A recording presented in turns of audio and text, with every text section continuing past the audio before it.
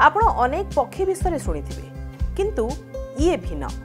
ये एभली एक पक्षी जे न अटकी 10 मास पर्यंत आकाश रे उड़ी थाए। से पक्षीर ना कॉमन स्विफ्ट। एही पक्षी उड़ीबा समय रे खाई थाए, सोई थाए और जीवन को उपभोग करू थाए। आसंतु जानिबा एही पक्षी विषय रे एक रोचक कहानी।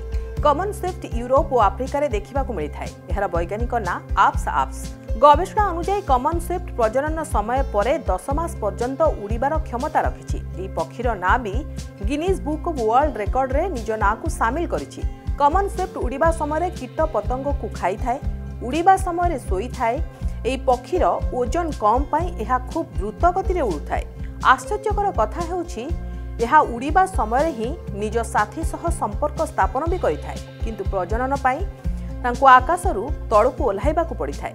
वैज्ञानिकଙ୍କ मतरे एही पक्षी 200 दिन पर्यंत अर्थात 10 मास पर्यंत न अटकी 1950 किलोमीटर पर्यंत उड़ी पारिथाए, किंतु पाणीपाग परिवर्तन जोगु केबे केबे तांको माटी रे ओल्हाइबाकू पड़िथाए। कॉमन स्विफ्ट प्रकृतिर एक अनन्य चमत्कारिता कहिले भूल हबनी।